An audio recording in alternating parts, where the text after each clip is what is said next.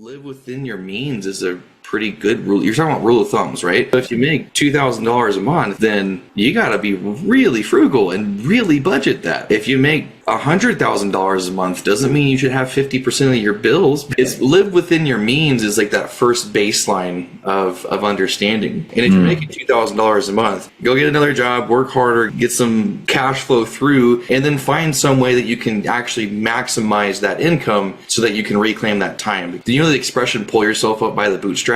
And so it's almost an insulting cliche there to tell someone, go out there, work harder, and pull yourself up by your bootstraps. Go out and get the cash flow that you can now start reallocating towards actual investments, right? Like that's the entire idea of prosperity movement is let's go invest. Now, there's tons of ways to invest, and it's not just money. You can invest your time at the gym for your health, right? Like there's so many different ways that you can invest, and ours is vehicle specific about investing money. It's about what the money can then do to impact your life, but it kind of all starts at ground zero with live within your means, because it's not just a budget thing, but it's a personality, it's a discipline type of thing as well.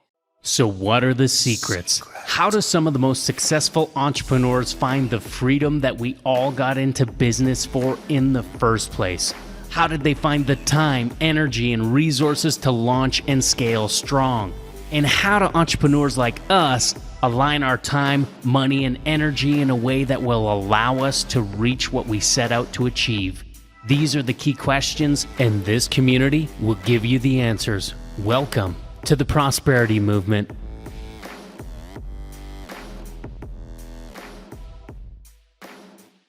Well, everybody, welcome to the Prosperity U podcast.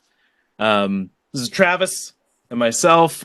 We're a couple of the co-founders of the company, and we like to get together and share with you guys bits of wisdom and pieces of things that we've learned over the years to help ourselves build and follow our own system in terms of building wealth and legacy and things like that.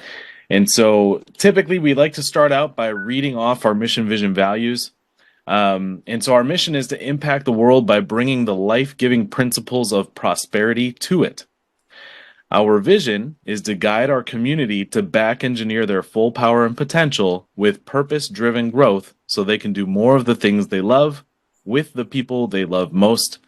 And then our values ultimately boil down to three main values: impact, integrity, and intentionality. So under impact, in order to impact the world, we value time, health, relationships, and legacy relentlessly at the highest level. Integrity, we value people over profits and are driven and dedicated to the success of our community. And then intentionality, we provide result-oriented support through mentorship to ignite an inspired and focused community. And that focus and whatnot is actually part of what we want to talk about today a little bit.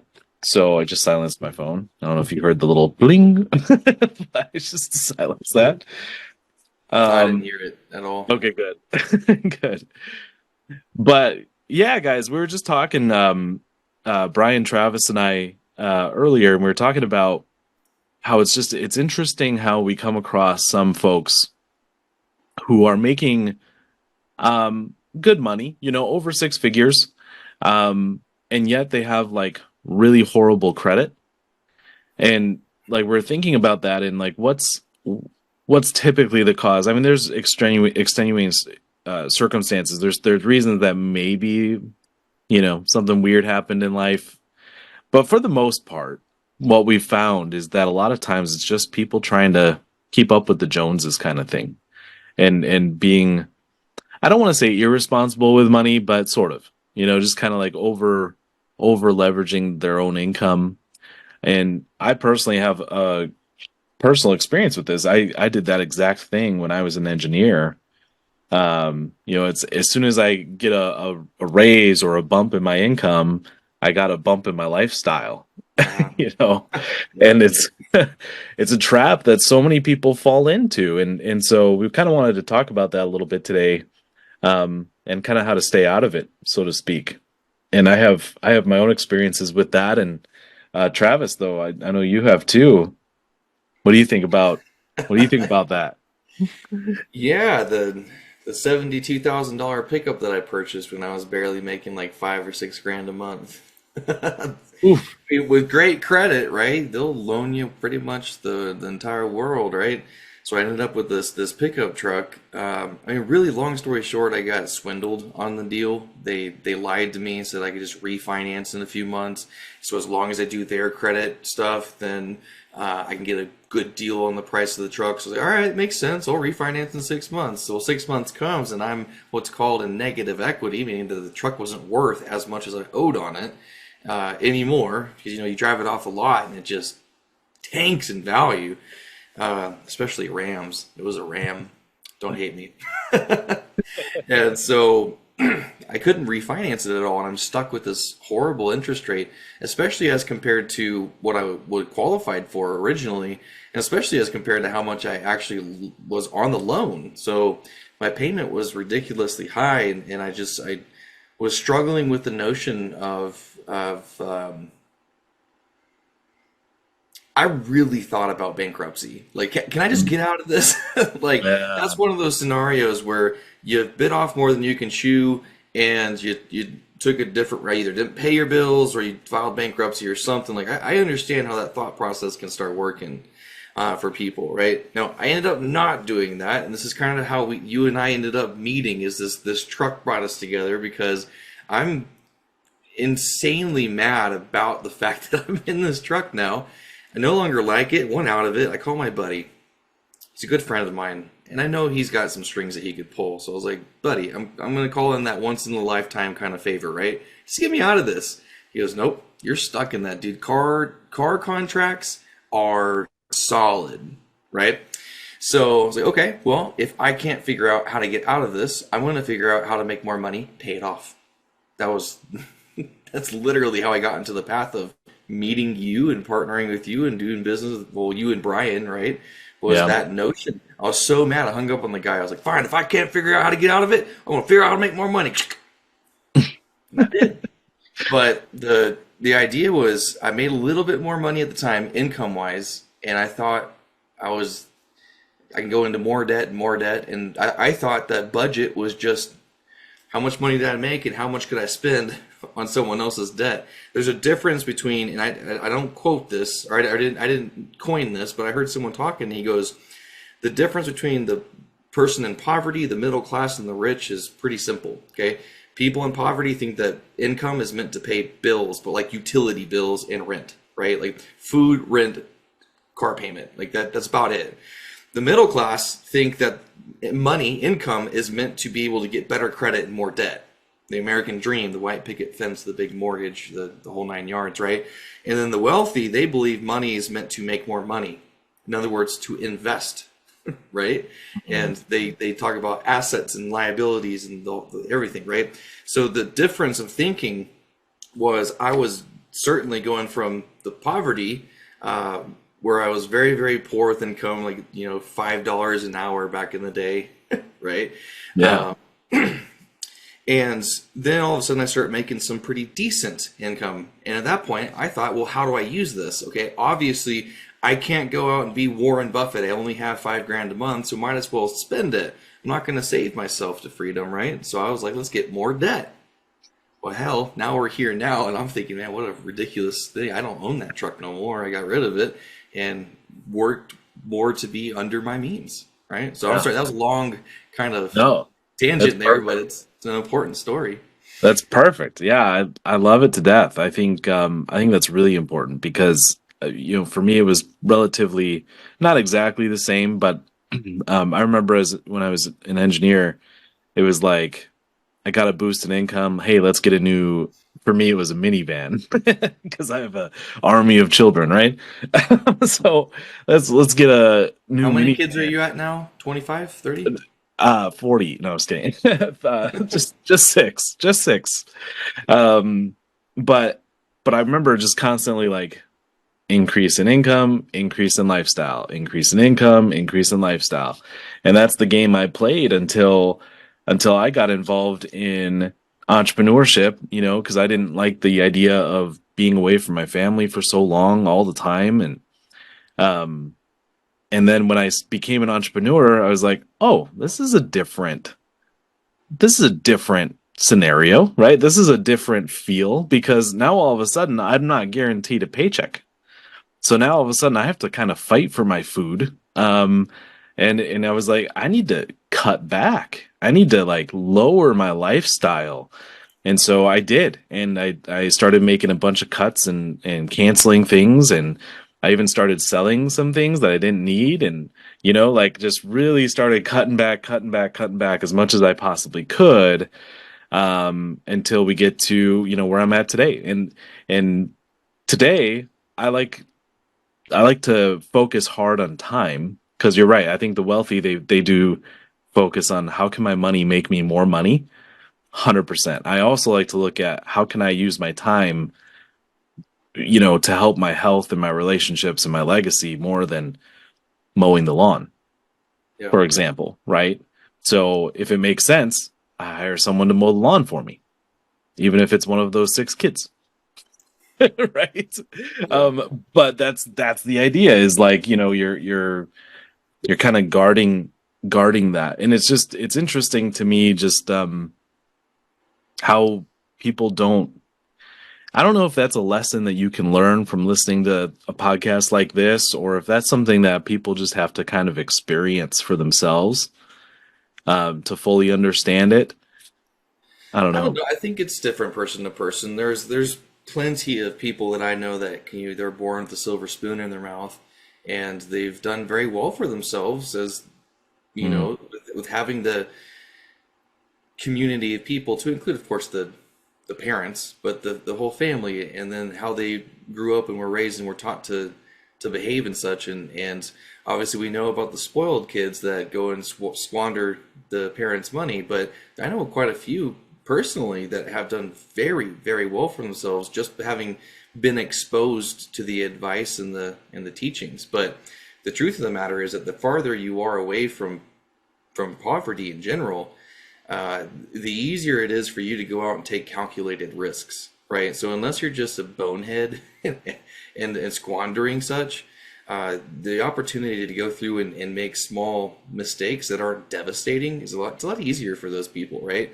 And so yeah. I think that there's still probably those micro lessons that are happening, but as far as like this just truly bad, I made a bad mistake kind of thing, and it's changed my life because of it. Like my $72,000 truck was just a bad decision all around, right? Not a little tiny mistake; it was huge for me. I'm not sure that that's necessary for everybody to get the big picture. Right. Yeah.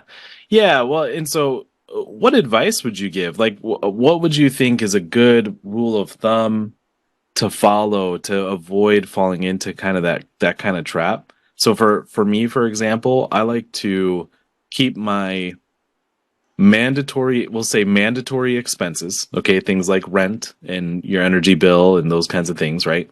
So I like to keep mandatory expenses less than half of my income, okay, as a bare minimum. And if those are equaling half of my income, there's no way I'm going to get something extra like another monthly payment on a streaming subscription or a new car payment or anything like that. It's not going to work because I'm already at 50%.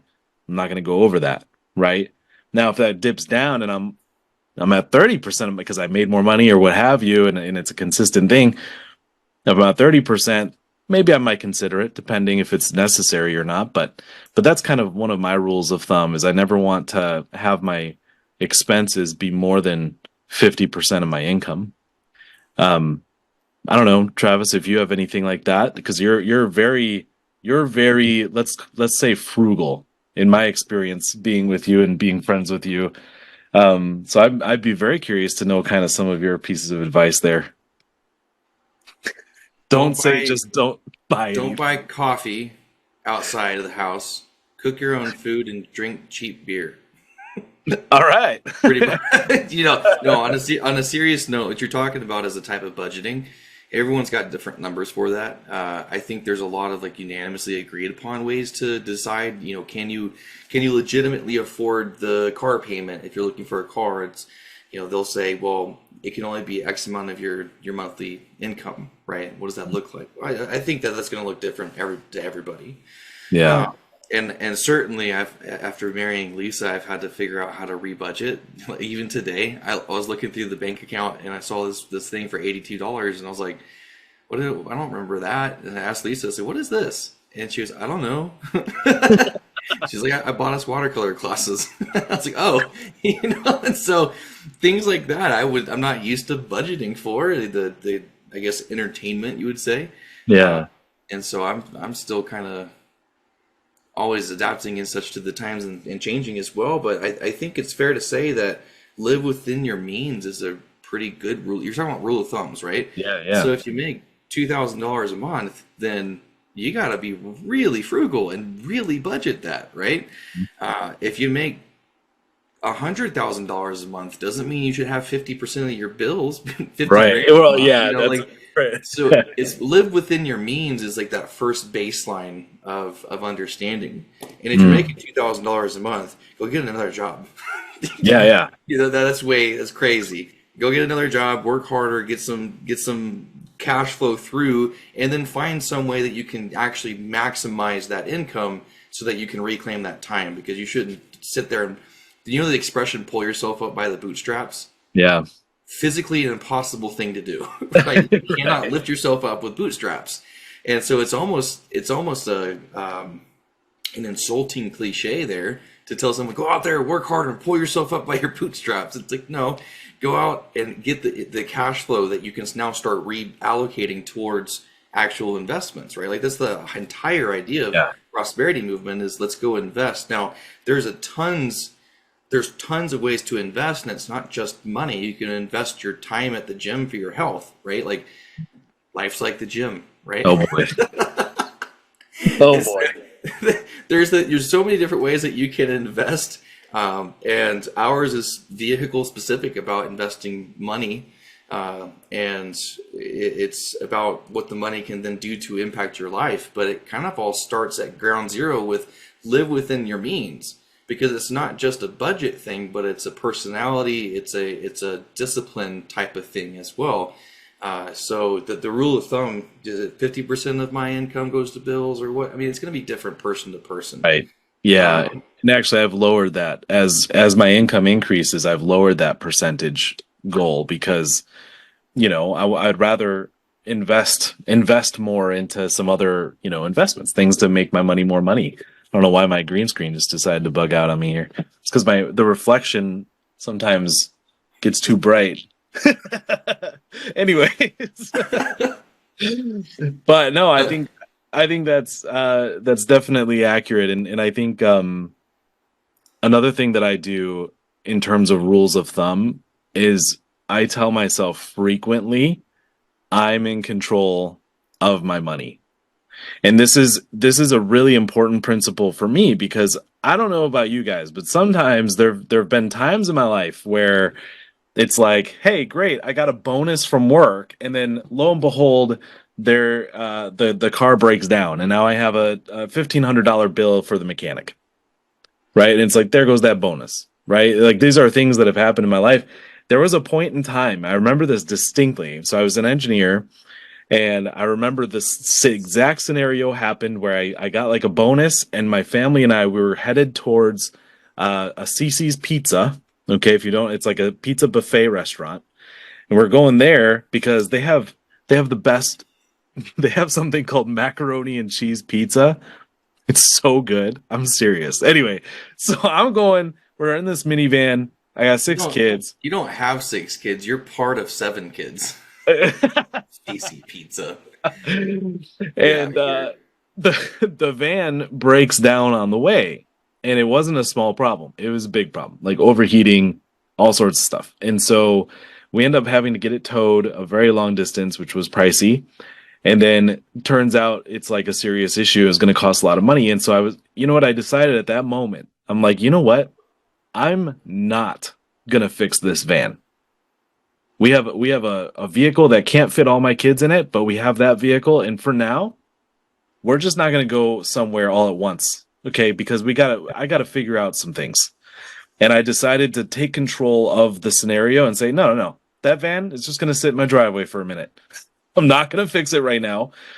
I want to control where my money goes. And as soon as I made that decision, I started seeing other ways to be resourceful. And I started seeing other ways to control where my finances were going instead of letting life control it for me. So that's another rule of thumb for me is I control my income, no one else and nothing else. And that's really important. That's good. Yeah. I was thinking about that car, you putting all your kids in there, and like in case of emergency, how are you going to put them all in there? Are they going to like double up on the seats? Is someone going to get trunk space? Like, and if it's trunk space, which one gets the trunk? You know, like, and you get the trunk. Who's misbehaving that day? They get the trunk. Yeah, and I think about money in general is such a bizarre concept, and it's not taught in school. And if it is taught in school, I think it's taught incorrectly. You know, I really strongly disagree with most of the modern education system. I just think it's a sham. But if you're not taught about things with just proper investing as you're growing up, again, not just money, time, money, energy, the whole nine yards. If you're not taught how to do that, you're taught what to think instead of how to think, then we got to start at ground zero with myself. I had to start there, and everyone else it seems that we work with, for the most part, we got to start from ground zero and say, like, here's how to think, not what to think, but how to do it. And then it becomes a personal thing and a person to person thing, right? Yeah. So let's say someone is not necessarily living, maybe they're barely living within their means right now, where things are a little bit tight. You know, what are some ways that they can? Obviously, the easy answer is like cancel Netflix. Don't, you know, some of the simple advice you gave earlier, don't drink coffee outside the house and those kinds of things. Those are definitely helpful, 100%. But are there ways for them to increase their income? And this is where I would say that there's two really big principles of wealthy folks. Anyone that I've ever met that's wealthy, they fit in these two categories, these two descriptions. Number one, they're very resilient. And number two is they're very resourceful.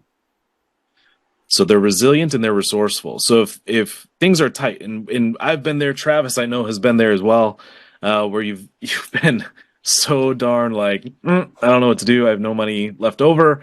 Those kinds of things. Number one, you got to be resilient. Really close to not being able to pay my mortgage a couple times. Yeah, I didn't pay my mortgage a couple times until later.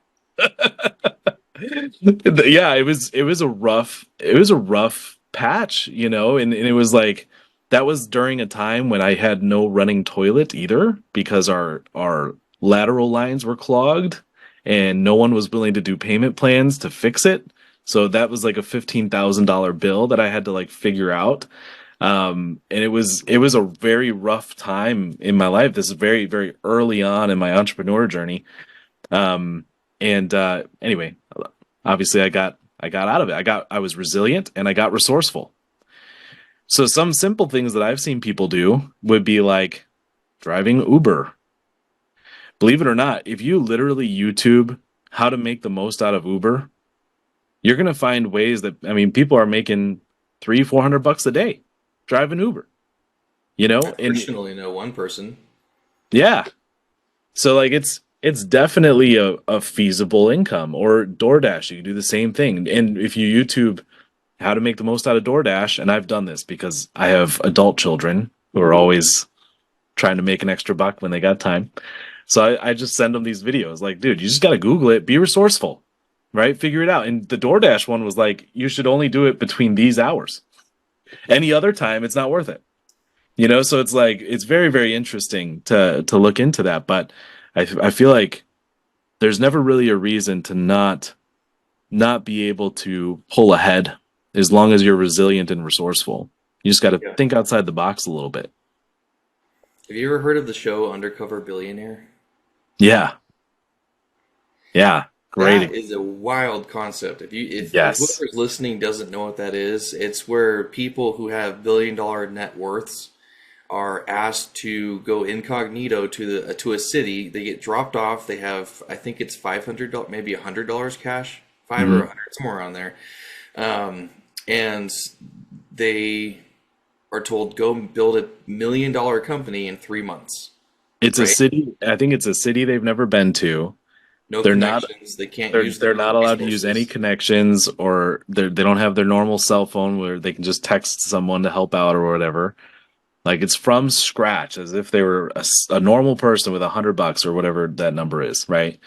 I don't And think any of the participants have yet to make to fail that challenge. In 3 months, build $1 million company, and that means $1 million valuation. Doesn't necessarily mean $1 million cash, right?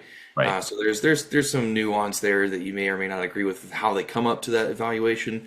But regardless, the point is saying is that if you know what to do and how to do it, being resilient and resourceful are going to be your friends. So I guess the last thing that you have to have is a little bit of knowledge as well, yeah, right? So resilient, resourceful. can't think of an R knowledge word. No, I was trying to go down a different path. I won't go there. Okay. But at either rate, I think that for those who are resourceful specifically are going to be rewarded for it. One of the things I watched one of the guys on Undercover Billionaire. One of the things that he did was he's just starting now. He's got this $100 cash. He's like, what do I do? It's like it's the 4th of July or something. So he went to the dollar store, bought a bunch of balloons and stupid stuff, and then went to the parks that people were at and sold it for instance. He bought it for $1, sold it for 5 per little thing, right? And so he went and 5 times his income right then and there. And it's just like little things like that that I've never thought about doing. Is it made me ponder the question: can I figure out how to do that 5 days a week for an entire year? The reason being is because I hate taxes. I don't like the tax man, right? And so I'm like, okay, so if you get if it's less than $600 as per the IRS code, you don't have to report it as long as it's just a hobby. If you keep replicating the same event, then it becomes an income, right? And so if I decided to build a little kitchen or a end table out of some 2x4s and sell it, and I did that a few times, I can make $600 and no more, and it's not considered income, right? So if I do that, can I figure out 5 days a week for the entire year how to do something different and be resourceful like that? Every day that I'm making $500 is non-taxable. What is 500 times 260? Let's see. That's $130,000 a year of non-taxable income. If you can figure out how to make $500 a day with a different thing, right now, Zach, I'm at 130 different ideas. Yeah. And do you remember me talking to you about this? I'd Yeah. like to do a YouTube video series. It just shows me literally for an entire year going out and doing all these things, making $500 and then not having to report it to the IRS, right? That's awesome. And that's the idea of being resourceful Yeah. that I don't think that we're taught in school. We're not taught to be resourceful. We're taught to be regurgitating information and following rules. Sit down, shut up, and listen to what I have to say, right? Like Yeah. we're not taught how to think, what to think though. So then in your opinion, what's the solution for the majority of us that went through that experience with regular school and haven't really thought about this? Like really until a few years ago, I didn't believe that there was opportunity for a regular person like me to succeed and get ahead in life. I didn't realize that. I thought it was you're either born into a good family or you're not, right? When I say good, I mean Yeah. good. I mean, I would say a huge contributor to that belief system is going to be the content you consume. This goes along with that principle of your income equals the average of the 5 people you hang around most, right? It's the same kind of concept. Is the content that you consume ultimately controls your belief. So if you're constantly watching content about you got a case of the Mondays and employees this and diplomas that, right? You're gonna have a certain set of beliefs, and it's gonna be kind of harder to get out of that. But if you're listening to entrepreneur type podcasts where those folks are a little bit more, I want to say, self-aware, where they're like, hey, how come I was able to accomplish this and I didn't go to college? To give you a prime example, guys, and this is why I'm not the biggest college advocate out there is because I dropped out of college after 2 weeks and I still became an engineer without a college degree of any kind. And so it's very doable as long as somebody is resilient and resourceful. But I would say, yeah, content.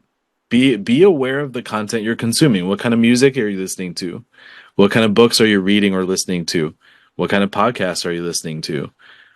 Right? If you're just listening to podcasts about, I don't know, dating or politics or news or stuff like that, it's pretty negative, right? That's going to have a negative impact on your life. Your content controls belief. And if you remember that forever, I learned that from a guy named Steven Larson, brilliant marketer guy.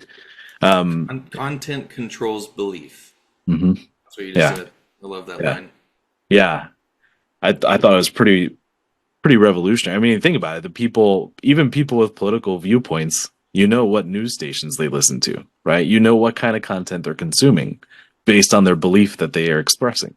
I talked to my grandma yesterday, and she is we have the same concept, I would say, politically. Like, we have the same concepts in mind that we want to see, but when it comes to the actual temperature, we're like polar opposites, right? And she called me, or I called her yesterday, and she told me I was right because she did her research and she looked at the content. And I was like, I challenged her. I was like, just go look at anything besides CNN, and wherever else you've been looking, go look at politically neutral content so that you can have probably an opportunity to digest and make your own conclusions rather than being told what to think. You can go and choose how to think it, right? I just thought I'd throw that out there. I'm pretty happy about that. It's like, Yeah, that's amazing. You got to go out and get the right content. If you're just watching Fox News, you're going to be biased towards Fox politics. If you're just watching CNN, you're going to be biased towards CNN politics if you're always consuming that. So the best thing to do probably is either watch both of them so you have opposing viewpoints that you could digest and form an opinion on, or to go to a different, probably should go to a different source. Both of those places suck. But go to a politically neutral one and just get the information. That's it, without the agenda. But that's not just for news. That's around everything, right? Yeah. You shouldn't look just at one way to budget. We were just talking about earlier. Look at the concepts and trying to understand the meanings and implications behind it and dive deeper, which probably means you're going to look at one person's opinion and another person's opinion and form your own, right? Learn how to think a little bit more deeply about what's important for you and make those plans going forward. I mean, our program and Prosperity Movement addresses the fact that everybody's different, has a different background, different experience, different cognition level, different ambitions in life, different everything. And therefore, there is no such thing as a one-size-fits-all series of videos and book content that's going to produce a viable trader. We have to dive into it together and see where they are, meet them where they are, figure out where they're trying to go, and guide them that direction. And it's person to person different, right? Yeah. So, and it does takes being resilient and being resourceful. I remember you telling me, Zach, that if you don't respond to people who immediately start asking you questions, then about 10 minutes later they'll pop in like, "Oh, never mind, I figured it out." And I thought it was so funny because I was totally doing that with you too. I was like, "Hey man, blah, blah, blah, blah. Never mind, figured it out." And you never responded to me. I was like, he got me good. But it was kind of guiding me towards being more resourceful and stuff too. But I like that, the idea, resilient and resourceful. And I don't honestly. I like what you were saying too with the different perspectives. So like, there's this concept of wisdom, and a lot of times people confuse wisdom with experience because it's not the same thing, right? Sometimes people are like, well, you're older, you have more wisdom because you've had certain, more experiences in life. That's not exactly necessarily true, right? If you take a guy or a gal that was a doctor, they went to college, they went to medical school, they became a doctor, then they retired. Are they going to tell you college is for everybody? There's a good chance. There's a good chance they're going to be like pro college, pro medical school, and doing that route. Versus if you get a guy like me, and let's pretend I'm old and ancient, right? Am I going to be, You are a grandpa, so I am a grandpa. So, but am I going to be? Yeah, you should go to college. No, right? So your experience kind of dictates a bit of your opinion, but where wisdom comes into play is when you can understand someone's opinion on the opposing viewpoint, and then you understand the opposite side of the fence, and you can actually draw a real wise conclusion. So in the example of college, I would say it depends on what you want to do, right? Because if you want to be a doctor or you want to be a lawyer, you kind of have to, right? You have to go to college. I think for But those who really know what they want to do, they're yeah, going to college for a specific reason, like you're saying. Then yeah, of course there's a need for it to some degree. But I mean, even as a lawyer, you just have to pass the bar exam. that's You true. don't have to go to college, as far as I understand. Correct. It's It's like better if you do. I'm not sure how that industry works, but I don't think you have to go.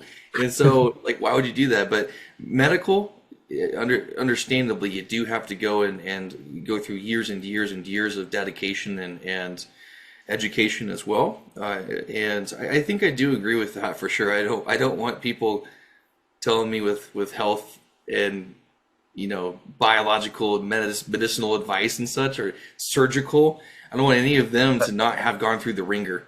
Like yeah. we want to make sure that they're actually there for a reason, kind of thing. So, but other than that, really, what does a liberal arts degree get you today? Right. Well, and see, and that's wisdom. So I'm not going to say blanket statement college is not for everybody or college is not good for anybody, or I'm not going to say a blanket statement college is the best thing anyone could ever do. No, there's unique scenarios and it depends on the person, it depends on their situation. That to me is wisdom. You're looking at different opposing sides of things and you're trying to understand and come up with a conclusion and a perspective based on all of it. So, yeah, that's wisdom. So, not old age and experience, that's not always wisdom necessarily.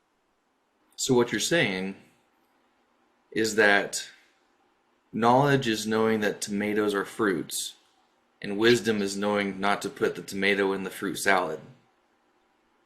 Nice. Yes. I heard that somewhere many years ago, and dude, this is such an embarrassing thing for me.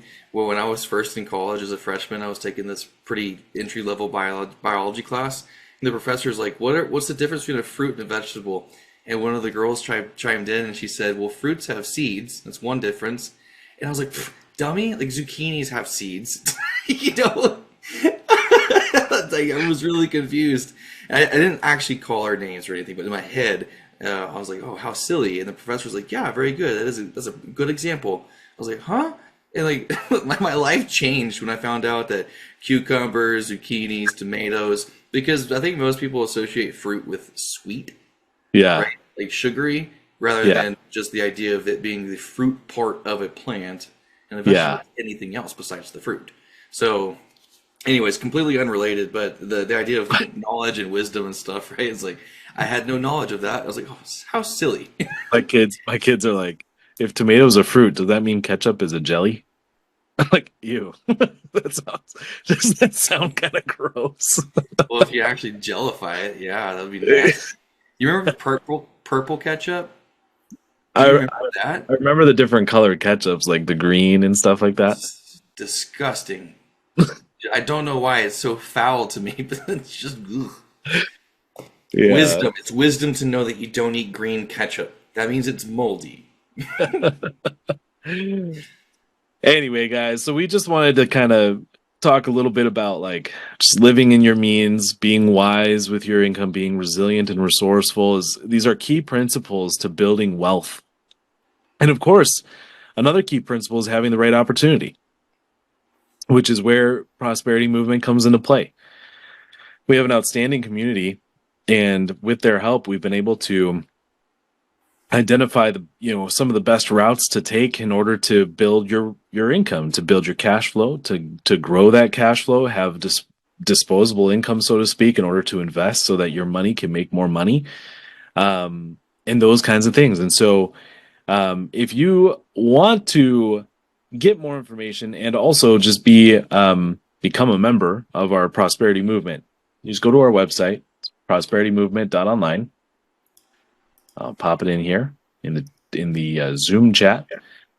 And on the bottom right hand corner, there's a little chat bubble. It actually has a little thing that says, "Hi there, have a question? Send us a message here." And so when you click in there, you can put in your information. And for the message, if you want to, you can type in resilience and resourcefulness. That's a really big. Those are big.